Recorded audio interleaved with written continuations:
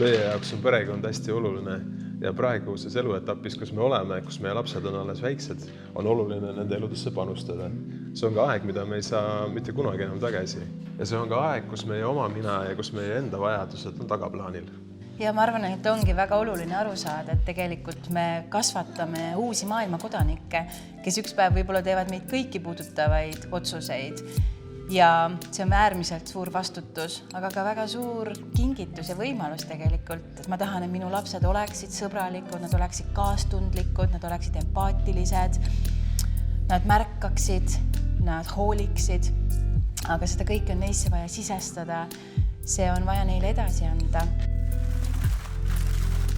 Kui laps kutsub mängima, siis lapsekeeles tihtipeale tähendab seda, et issi, ma tahan sulle midagi öelda või ma tahan sulle midagi rääkida või mul on mingisugune mure.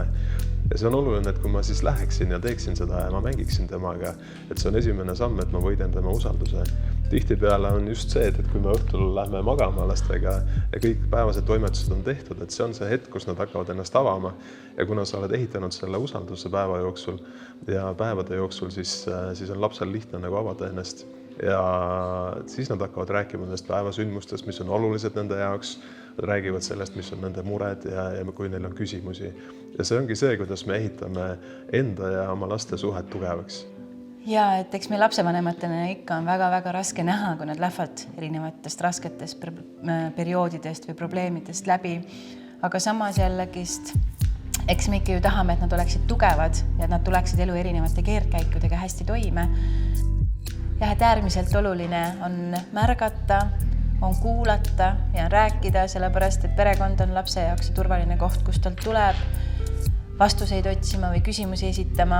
Et seetõttu on meie jaoks ka oluline olla nende jaoks olemas, et ta ei läheks seda kuskilt mujalt tegema. Ja nii ma usun, et need keerulisemad või raskemad perioodid ongi meid pigem perekonnana lähendanud ja kokku liitnud. See kindlasti on tugevdanud meie abielu. Ja me oleme saanudki koos märgata, koos reageerida, koos tegeleda asjadega. Mõnes asjas on üks vanem tugevam ja mõnes teises asjas on teine vanem tugevam. Aga oluline on just see, et me perekonnana toimime kui üks meeskond. Ja kui mingisugune probleem või raskus tuleb meie vastu, siis me ei hakka üksteist süüdistama selles, vaid me läheme koos ühiselt selle probleemi vastu. Laste jaoks on perekond kõige olulisem koht ja meie jaoks on lapsed kõige suurem kingitus.